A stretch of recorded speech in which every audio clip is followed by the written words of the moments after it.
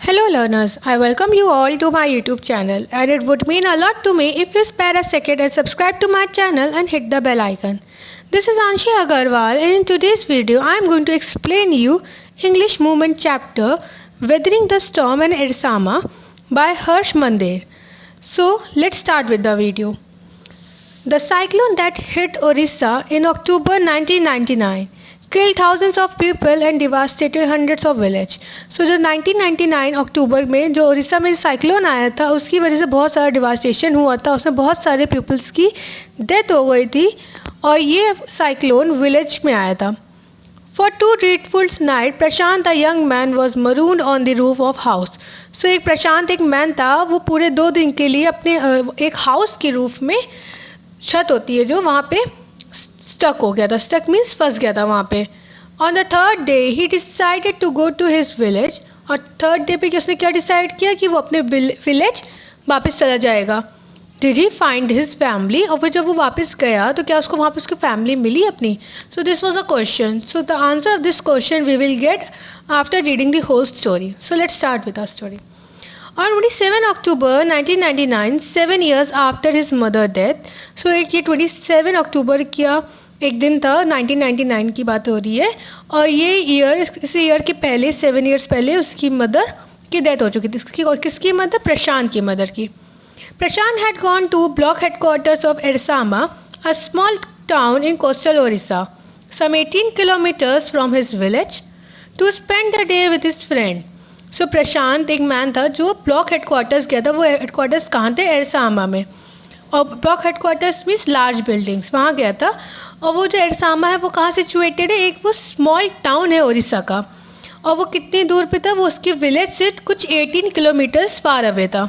और and what why he go there, वहाँ पे वो क्यों गया Prashant? To spend a day with his friend. अपने फ्रेंड्स के साथ कुछ टाइम स्पेंड करने के लिए वो गया था. In the evening, a dark and menacing storm quickly gathered. और फिर इवनिंग में बहुत डार्क एंड डेंजरस स्टॉर्म आ गया. Winds beat against the house with a speed of fury that Prashant had never witnessed before. और winds काफ़ी तेज़ से चलने लगी थी. वो हाउस पे बहुत ज़्यादा violent and anger winds चल रही थी और प्रशांत ने कभी भी ऐसी winds, इतनी ज़्यादा dangerous winds कभी भी नहीं देखी थी. Heavy and insistent rain filled the darkness. और heavy और insistent rain मतलब heavy और continuous rain होती चली जा रही थी और पूरी चारों ओर darkness हो गई. Ancient trees were uprooted and crashed to the earth. तो जो ancient trees means here जो पुराने trees लगे हुए थे वो अपनी roots से अलग हो गए और crash सीधे अर्थ में मीन्स ज़मीन में गिर गए. इतना ज़्यादा वॉलेंट स्टॉर्म आया था उसकी वजह से. Screams rend the air as people and house was swiftly wash away. फिर बहुत सारी नॉइसेस, क्राइज पीपल की सुनाई दे रही थी और जो हाउसेस थे जितने भी वो धीरे धीरे करके एक एक क्विकली वॉश अवे मतलब बहते चले जा रहे थे उसी स्टॉर्म में, उसी पूरे रेन में, वाटर में. The angry water swilled into his friends house neck deep. और फिर जो वह एंग्री वाटर था मतलब जो डेंजरस वाटर था वो बहुत एकदम स्विल्ड मतलब स्पायरल मूवमेंट में जाते जाते पैटर्न में वो उनके फ्रेंड्स के हाउस में चला गया. फ्रेंड्स हाउस में से प्रशांत के जो फ्रेंड थे उनके हाउसेस में पूरा भर गया पानी. और वो पानी इतना ज़्यादा था कि उनके नेक तक आ रहा था. The building was of brick and mortar and was strong enough to survive the devastation of the wind velocity of 350 km/h. But जो बिल्डिंग बनी थी वो ब्रिक की थी और मोटार से बनी हुई थी. मतलब मोटार में इसमें बहुत सारे मिलिट्री आइटम्स भी थे तो इसलिए वो काफ़ी स्ट्रॉन्ग बिल्डिंग थी बहुत ज़्यादा. तो उसमें इतना डिवास्टेशन इतना ज़्यादा वो मतलब सरवाइव कर लेती थी. इतनी स्पीड ऑफ विंड जो चल रही थी, वेलोसिटी ऑफ विंड 350 km/h की स्पीड से जो विंड चल रही थी वो मतलब वो सारा डिवास्टेशन में सर्वाइव कर रही थी तब भी वो building. But the cold terror of the family grew when the crashing of trees that had got uprooted and fallen on their house. But कब सबसे ज़्यादा उन लोगों को डर लगा? जब जो ट्रीज हो रहे थे, जो uprooted हो रहे ट्रीज जो उखड़ के गिर रहे थे, वो उसमें से एक ट्री सीधे उनकी रूफ पे आके गिर गया, उनके हाउस की रूफ पे गिर गया. And sometime in the middle of the night damaging it's roof and और फिर रात में धीरे धीरे करते करते वो ऑब्वियसली वी ऑल नो कि जो ट्रीज होते हैं वो काफ़ी ज़्यादा हैवी होते हैं, तो इस वजह से जो उनके घर की जो रूफ थी, वॉल्स थी, वो धीरे धीरे डैमेज होने लगी मिडिल ऑफ द नाइट में. The crazy destruction brought by cyclone and surge of the ocean continued for the next 36 hours, although wind speeds had reduced somewhat by next morning. So the craze destruction, मतलब जो uncontrolled destruction था वो cyclone का, वो चलते जा रहा था मतलब वो रुक नहीं रहा था. एंड सर्ज, और सर्ज में है वो आगे फॉरवर्ड हो रहा है, मतलब उनके थोड़ा विलेज थोड़ा और आगे बढ़ रहा हो, थोड़ा और आगे बढ़ रहा, ऐसे हो रहा था उसका वो. And the ocean continued for the next 36 hours, और जो ओशन था वो भी बहुत ज़्यादा हाई हो गया था, उसमें वाटर लेवल बहुत बढ़ गया था. And although wind speed had reduce somewhat by night, लेकिन अगली मॉर्निंग तक विंड की स्पीड थोड़ी कम हो चुकी थी. बट 36 आवर्स उन लोगों को बहुत ज़्यादा उनके लिए टफ थे. To escape the water rising in house, अब जैसे पानी तो बढ़ता चला क्योंकि ओशन का भी पानी उनके हाउसेस में भरने लगा था, आ रहा था वो भी टाउन में, तो उससे बचने के लिए, वाटर से बचने के लिए Prashant and his friends family had taken refuge on the roof. तो उससे बचेंगे तो वो लोग जाके रूफ में बैठ गए. रूफ जो हाउस की रूफ होती है उसमें. Prashant will never forget the shock he had experience at his first glimpse of devastation brought by the super cyclone. और प्रशांत कभी भी ये शॉक, ये ऐसा एक्सपीरियंस कभी भी अपनी लाइफ में नहीं भूलने वाला है जो उसे डिवास्टेशन भी लाया है super cyclone. In the grey light of early morning, अब अर्ली मॉर्निंग हुई तो हल्का हल्का ग्रे सा होता है, वैसा था वहाँ पे. A raging deadly brown sheet of water covered everything as far as I could see. तो अब जब थोड़ी सी मॉर्निंग हुई तो उन लोग को देखा कि जहाँ तक, जितनी दूर तक वो देख सकते थे वो देख रहे थे, वहाँ तक सिर्फ उन लोगों को water he water, the dark brown water, उन लोगों को बस यही दिख रहा था जिसके में सब चीज़ उसने कवर कर ली थी.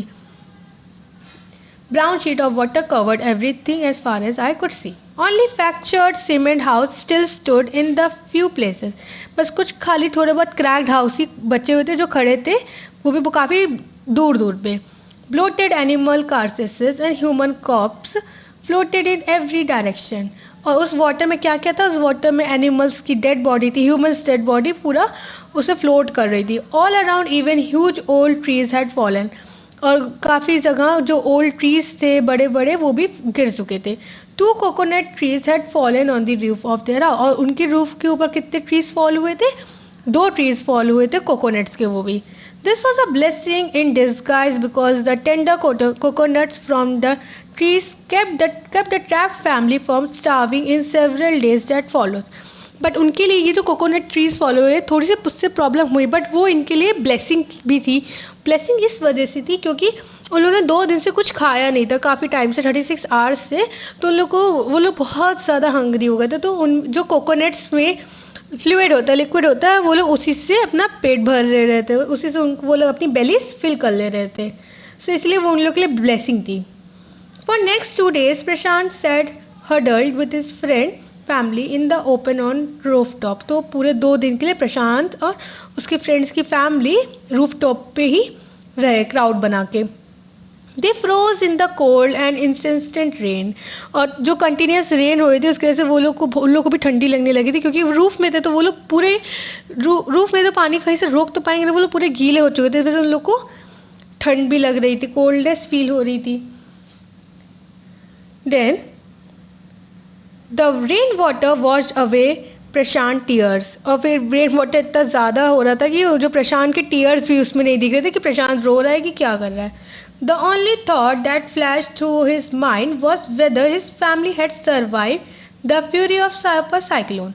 तो प्रशांत के माइंड में सिर्फ एक ही बात थी कि जो ये सुपर साइक्लोन आया है, क्या इसकी वजह से विलेज में क्या डिस्ट्रक्शन हुआ है, क्या उसकी फैमिली सर्वाइव कर पा रही है कि नहीं, उसकी फैमिली सही है कि नहीं, और वेदर क्या उसकी फैमिली भी डेथ हो चुकी है. बस he was to bereaved once again, और वो बहुत ज़्यादा क्योंकि क्लोज था अपने फैमिली से, इस वजह से. 2 days लेटर ही which seemed to Prashant like 2 years, उसको 2 दिन पूरे 2 years के इक्वल लग रहे थे. And the rain ceased and the rain water slowly began to reduce. फिर अब रेन थोड़ी थोड़ी कम होने लगी तो रेन वाटर धीरे धीरे कम होने लगा, रेन वाटर का जो लेवल था वो भी कम होने लगा. Prashant was determined to seek out of his family without further day. तो प्रशांत ने तुरंत कहा कि अब मैं बिना एक भी मिनट रुके मैं अपनी फैमिली से मिलने जाऊँगा, मैं उनको ढूंढने जाऊँगा। But the situation was still danger, लेकिन सिचुएशन तब भी डेंजरस थी। And his friends family pleaded with Prashant to stay back a little while longer, but Prashant knew he had to go. उसके फ्रेंड्स की फैमिली ने उससे प्लीड भी किया, उससे प्लीज़ बोला कि मत जाओ, अभी सिचुएशन बहुत ज़्यादा अच्छी नहीं है, तुम थोड़ी देर बाद चले जाना। लेकिन प्रशांत बोला कि नहीं, मुझे अभी जाना है, right now I have to go. He equipped himself with a long sturdy stick. उसने अपने आप को एक स्ट्रॉन्ग स्टिक्स ली उसने और उससे उसको लेके वो चलने लगा। And then started on his 18 kilometre expedition back to his village through the swollen flood water. और फिर उसने अपने जो 18 किलोमीटर का उसका रास्ता था वो स्टिक के हेल्प से वो कवर करने लगा। It was a journey he would never forget. और वो ये एक ऐसी जर्नी थी वो कभी अपनी लाइफ में भूल नहीं सकता था। He constantly had to use his stick to locate the road.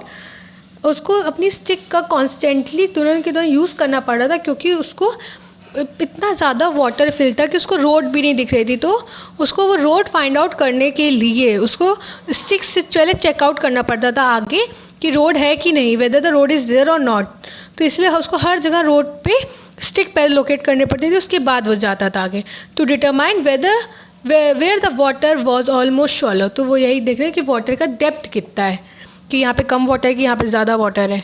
Eight places it was waist deep, और कुछ ऐसे प्लेस जहाँ पे बहुत ज़्यादा डीप था। एंड प्रोग्रेस वॉज, तो वहाँ पे वो धीरे धीरे जाता था। At several points he had lost the road and had to swim. और कुछ पॉइंट्स पे तो ये हुआ कि उसको रोड नहीं मिली और उसको स्विम करके जाना पड़ा, इतना ज़्यादा वहाँ पानी था।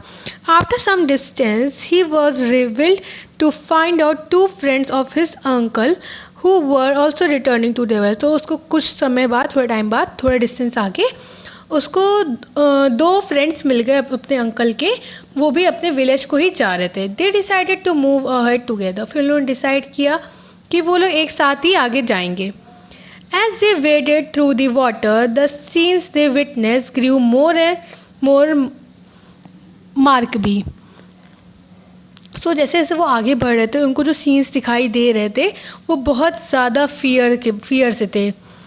They had to push away many human bodies, men's, women's, children, and carcasses of dogs, goats, and cattle that the current swept against them as they moved ahead. सो उन लोग को आगे बढ़ने के लिए बहुत सारी ह्यूमन बॉडीज़, मैन उसमें थे, वुमेन्स थी, चिल्ड्रन से, even the body of dogs, cattles, goats, इन सब की उन लोगों को हटानी पड़ती थी। उसके बाद वो लोग आगे मूव कर पाते थे। In every village that they pass they could barely see a house stand. और वो लोग जो विलेज को क्रॉस करते जाए थे उनको हर विलेज में बहुत ही मुश्किल से कोई एक हाउस खड़ा दिख जाता था, वरना सब हाउस वॉश्ड अवे हो चुके थे। Prashant now wept out loud and long. He was sure that his family could not survive in this catastrophe. So प्रशांत ये श्योर हो चुका था कि अब उसकी फैमिली इस सिचुएशन में, इस डेंजरस, इस डिवास्टेशन में सर्वाइव नहीं कर पाई, उसकी फैमिली की भी डेथ हो चुकी होगी। इवेंचुअली प्रशांत रीच हिज विलेज, और फिर वो अपने विलेज पहुंच गया। कलीकुंडा, उसके विलेज का नाम था कलीकुंडा। हिज हार्ट वेंट कोल्ड, वो एकदम ठंडा पड़ गया। Where their home once stood, there were only remains of its roof. और उसके होम की सिर्फ रूफ बची थी और कुछ भी नहीं था। Some of their belongings were caught, mangled and twisted in the branch of trees just visible above the dark water. तो उसको डार्क वाटर के पास यही दिख रहा था कि उसके ब्रांच ऑफ ट्रीज जो था उसमें कुछ उसके घर का सामान बंधा हुआ है। Young Prashant decided to go to the Red Cross shelter to look his family. तो यंग प्रशांत ने डिसाइड किया कि वो रेड क्रॉस शेल्टर के पास जाएगा, वहाँ पे अपनी फैमिली को ढूंढेगा। Among the first people he saw in the crowd was his maternal grandmother. तो उन्होंने प्रशांत ने सबसे पहली किसको देखा उस क्राउड में? सबसे पहले अपनी मटर्नल ग्रैंड मदर को देखा, वीक विथ हंगर, जो भूख से बहुत ज़्यादा वीक हो चुकी थी। शी रश्ड टू, उसकी ग्रैंड मदर तुरंत प्रशांत के पास आई। And her hand outstretched, his eyes brimming, और वो प्रशांत को एकदम हक करने लगी, उनकी आइज से आंसू आने लगे। इट वॉज मिराकल, उसने बोला कि ये तो मिराकल है, तो मैजिक है, ये तो चमत्कार, क्योंकि वो उसकी ग्रैंड मदर इतनी ज़्यादा ओल्ड हो चुकी थी और तब भी उन्होंने इतना ज़्यादा टफ डिवास्टेशन और डेंजरस डिवास्टेशन उन्होंने सहन कर लिया एंड ऑल। उन्होंने पूरा उसमें कोई ना उनकी डेथ हुई ना उनको कुछ प्रॉब्लम हुई, बस द थिंग वो बहुत ज़्यादा हंगर की वजह से वीक हो चुकी थी। They had long given him to for dead. उन्होंने को लगा कि प्रशांत तो बचे नहीं, प्रशांत मर गया होगा। Quickly word spread and his extended family gathered around him. फिर सबको बताया गया प्रशांत आ गए तो पूरी उसकी फैमिली गैदर्ड हो गई आके, और सब लोग उन्हें एक दूसरे को हक किया, रिलीफ हुए प्रशांत को देख के, प्रशांत उनको देख के रिलीफ फील किया। Now Prashant anxiously scan the motley battered group. फिर प्रशांत ने जितना भी उनका ग्रुप था उसमें जितने थे इंजर्ड थे उन सबको देखा। His brother and sister, his uncle, aunts and they all seem to be. उसको उसके ब्रदर, सिस्टर, अंकल, आंट सब लोग वहाँ पे देख रहे थे कि सब हैं, सब फाइन है, सब ठीक है। By the next morning, as he took in desperate situation in the shelter, so next morning तक उसने देखा कि बहुत ही ज़्यादा उस desperate situation में उसने पूरी होप अपनी लॉस कर दी थी और उसका कोई भी शेल्टर नहीं मिल रहा। Then he decided to grip over himself, तो उसने डिसाइड किया कि वो अपने इमोशंस को कंट्रोल रखेगा, अपनी सैडनेस को कंट्रोल करेगा और कामली वर्क करेगा। He sensed a deathly grief settling upon the 2500 strong crowd in shelter. तो उसने सेंस किया कि सब लोग बहुत ज़्यादा सैड हो चुके हैं, सब लोग बहुत ज़्यादा उनके सब इमोशंस पूरे हट चुके हैं, वो लोग बहुत ज़्यादा कामली बिहेव नहीं कर। तो उसने डिसाइड किया कि जो 2500 स्ट्रॉन्ग क्राउड जो है उसको वो शेल्टर देगा। 86 lives were lost in the village. तो टोटल 86 लोग डेथ हो चुके थे इस डिवास्टेशन स्टॉर्म में। All the 96 houses have been washed away, और 96 हाउसेज जितने बने थे वो वॉश हो चुके थे इस स्टॉर्म में। And in their 4th day at shelter, और वो इनका ये इनका 4th डे था शेल्टर में। So far they had survive on green coconuts but there were too few to go around such temples of people. So अब उनको बहुत ही कुछ दिन तक उन्होंने कोकोनट्स पे सर्वाइव कर लिया, बट ये ज़्यादा दिन तक नहीं रहा क्योंकि कोकोनट्स भी वो लोग कितना कोकोनट्स भी ख़त्म हो चुके थे। Prashant all of 18 years decided to step in as the leader of his village. तो प्रशांत 18 साल का था, उसने डिसाइड किया कि अब वो लीडर बनेगा अपने विलेज का, वो सब लोगों को देखेगा और उनकी प्रॉब्लम सॉल्व आउट करेगा। If no one can else it, क्योंकि और कोई आगे ही नहीं बढ़ रहा, और कोई करना ही नहीं चाह रहा था। He organise the group of youths and elder to jointly pressurise the merchant once again to the part with his rice. तो उसने एक यूथ का, एक यंग पीपल्स का ग्रुप बनाया, उनसे कहा कि जितने भी ये मर्चेंट्स हैं इन लोग से जाओ राइस लेके आओ, क्योंकि कुछ तो खाएंगे भूख के मारे, और मर्चेंट्स के पास राइस बहुत सारे वेयर हाउसेस में इकट्ठा थे, तो उनसे वो लोग गए लेके आए। This time the delegation succeeded and return triumphantly wading through receding waters with food for entire shelter. फिर उसके बाद इस टाइम पे उन लोगों ने थोड़ी बहुत सक्सेसफुल गेन करी, क्योंकि सक्सेसफुल कैसे, उनको राइस मिल गया खाने को, एंड रिटर्न अपनी विक्ट्री के साथ वो लोग लौटे, राइस लेके आए। And wedding through receding water, वो लोग पानी के बीच से वो लोग आ रहे थे with food for entire, food लेके पूरे शेल्टर के लिए। No one cared that the rice was already rotting. तो किसी ने ये ध्यान नहीं दिया कि राइस जो है वो रोट हो रहा है, वो ख़राब हो रहा है। Branches from trees, fallen trees were gathered into a light reluctant and slow fire. तो मतलब उन्हें किसी ने भी ध्यान नहीं दिया कि जो राइस है वो कच्चा है, तो फिर जितनी भी ट्रीज़ की ब्रांचेस थी जो फॉल हो चुकी थी उनको सब एक जगह गैदर किया गया। उससे उन्होंने उसकी हेल्प से फायर जलाई, आग जलाई, and slow fire on which to cook the rice, उसके ऊपर उन्होंने राइस को कुक किया। For the first time in 4 days the survivors at the cyclone shelters were available to fill their bellies. तो 4 दिन के बाद उन जितने भी शेल्टर में लोग थे उन्होंने अपनी बेलीज, अपने स्टमच फिल किए थे। His next task was to organize a team of youth volunteers to clean the shelter and filth, urine, vomit, floating carcasses, and to tend the wounds and fractures of many who had been injured. तो अब उसका next step ये था कि जितने भी उस shelter में वुंडेड हैं या शेल्टर्स को क्लीन करना है, क्लीन में क्या, वहाँ के फिथ, यूरिन, वॉमिट जो है सब कुछ क्लीन करना, जितनी भी कासेस है, ह्यूमन बॉडी, एनिमल बॉडी, उन सबको हटाना है। और जितने भी लोग वुंडेड है या फ्रैक्चर्ड है उन लोग को प्रॉपर सब कुछ सही करना है, उनके मतलब पट्टी अट्टी करनी है, मेडिकल प्रोवाइड करना है उन लोगों को। ये सब था 4th डे का उन लोग का पूरा plan. Now on fifth day the military helicopter flew over the shelter and dropped some food parcels. So 50th day पे कुछ military helicopters उड़ के गए ऊपर से और उन्होंने कुछ पार्सल्स, फूड के पार्सल वहाँ पे ड्रॉप गिरा दिए. It then did not return. फिर उसके बाद से वो लोग वापस ही नहीं आए. The youth task force gathered empty utensils from the shelter.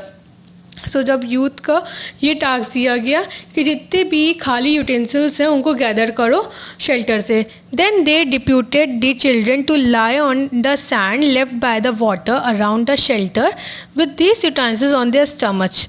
तो उनसे कहा गया कि जितने भी वहाँ पे छोटे छोटे चिल्ड्रन से उनसे कहा गया कि आप लोग जो ये सैंड है जहाँ वाटर है आप लोग वहाँ पे लेट जाइए और जो यूटेंसिल्स हैं ये खाली बर्तन इसको अपने अपने स्टमच के ऊपर रखिए, अपने बेलीज के ऊपर रखिए, ताकि ये एक सिग्नल था कि हेलीकॉप्टर्स के ऊपर, हेलीकॉप्टर्स के लिए कि जो मेंस हैं वो लोग कुछ और पार्सल्स फूड के वहाँ पे शेल्टर्स में दे दें, क्योंकि उन लोग को फूड की बहुत ज़्यादा नीड थी उस टाइम पे और फूड्स एक ही बार उनको मिल पाया, उसके बाद उनको मिला नहीं. तो ये उनके लिए एक सिग्नल था इस टाइप का. To communicate to the passing helicopters that they were hungry, क्योंकि ताकि वो लोग कम्युनिकेट कर सकें जो हेलीकॉप्टर पास कर रहे हैं कि वो लोग हंग्री हैं. द मैसेज गॉट दो and after that helicopters made regular rounds of shelter. तो उन लोगों को मैसेज मिल गया. उसके बाद जो हेलीकॉप्टर्स थे वो रेगुलरली वहाँ पर राउंड लगाने लगे और फूड पार्सल देने लगे. And air dropping food and other food parcel और जो बेसिक नीड्स होती है मेडिकल या कुछ भी वो सब देने लगे. Prashant found that large number of children had been orphaned. उसने प्रशांत देखा कि बहुत सारे जो चिल्ड्रंस हैं वो यहाँ पे अनाथ हैं, ऑर्फनेट हैं. He bought them together and put up a polythene sheet shelter for them. उन्होंने उन सबको वो एक जगह पे उसने इकट्ठा किया, उनके लिए एक पॉलीथीन शीट का एक शेल्टर बनाया और उनको कहा वहाँ रहने के लिए. Women were mobilise to look after. Women से कहा गया कि आप लोग इनको ध्यान रखिएगा. While the men secured foods and material, क्योंकि जो मेन्स लोग थे वो लोग फूड और कुछ मटीरियल शेल्टर के लिए इकट्ठा कर रहे थे. As the weeks pass Prashant was quick to recognize that women and children were sinking deeper and deeper in their grief. तो जैसे वीक्स पास होते प्रशांत ने ये रियलाइज़ किया कि जो वुमेन है वो लोग अब ये सब सोच के बिल्कुल सैड होते जा रहे हैं धीरे धीरे. ही persuaded the women to start working in the food for work program started by an NGO and for children he organized sports event. तो उसने वुमेन्स को परसुएड कि आप लोग जाइए फूड के लिए एक फूड बनाइए, मतलब खाना बनाइए और एक NGO टाइप का आप ये वर्क करिए. और चिल्ड्रन से कहा कि तुम लोग जो स्पोर्ट्स इवेंट्स में लो, मतलब स्पोर्ट्स खेलो जाके. He himself love to play cricket and so he organise cricket matches. वो तो उसको प्रशांत को क्रिकेट मैचेस प्ले करना बहुत अच्छा लगता था, इसलिए उसने क्रिकेट मैच ऑर्गेनाइज किया. और उसने ये सब क्यों किया? ताकि जो ये लोग इतने सैड हो रहे हैं इन लोगों को कुछ ये लोग एनर्जाइज हो सके, इन लोगों के पास एक होप फिर से वापस आ जाए. इसलिए उसने ये NGO और क्रिकेट मैच का आइडिया से फॉलो किया. Prashant engaged with other volunteers in helping the widows and children to pick up the broken pieces of their life. तो प्रशांत और जो अदर वॉल्टियर्स है वो उनके साथ उनको हेल्प कर रहा था कि जो विडोज़ या जो ऑर्फनेट चिल्ड्रंस हैं उनकी जो लाइफ ब्रोक हो चुकी है उनको फिर से वो लोग सही कर सकें. The initial government plan was to set up institution for orphans and widows. तो उन्होंने गवर्नमेंट से रिक्वायर किया कि आप एक इंस्टीट्यूशन बनाइए जहाँ पे विडोज़ और ऑर्फनेट चिल्ड्रंस वहाँ रह सकें. However, this step was successfully resisted. लेकिन ये स्टेप गवर्नमेंट ने नहीं माना उनका और ये इनका मतलब इनको ये चीज़ कैंसिल हो गया. And it was felt that in such institution children could grow up without love. क्योंकि उनको ये लगा कि गवर्नमेंट्स को कि ऐसे इंस्टीट्यूशन में जो चिल्ड्रन ग्रो होंगे, जो चिल्ड्रंस बड़े होंगे, उनको तो कोई प्यार ही नहीं मिलेगा, कोई लव नहीं मिलेगा, कोई कुछ उन लोगों को बेटर एजुकेशन या कुछ भी नहीं मिलेगा, कोई फैसिलिटीज़ अच्छी नहीं मिलेंगी. इसलिए उन्होंने ये इंस्टीट्यूशन ओपनिंग करने के लिए मना कर दिया. And widows would suffer from stigma and loneliness. और जो विडोज़ हैं वो एकदम सैड हो जाएंगे, डिसग्रेस हो जाएंगे और बहुत लोनलीनेस फील करेंगे वहाँ पे. Prashant groups believed orphan should be resettled in their own community as well. तो प्रशांत ने कहा कि जो ऑर्फनेट पीपल हैं उनकी जो अपनी कम्युनिटी वहाँ पे वे लोग जाके सेटल हो जाएँ. Possibly in new foster families made up for childless widows and children without adult care. क्योंकि उसने ये देखा कि उन्होंने अब इन चिल्ड्रंस और इनको एक कस्टडी नहीं थी, चिल्ड्रंस को जो अडॉप्ट कर लेते वो उन्होंने फॉलो करी. और जो विडोज़ थी उनकी भी रीमैच किसी करवा दी या फिर कुछ विडोज़ उन चिल्ड्रंस के साथ ही रहने लगी ताकि उन लोग को भी केयर मिल सके.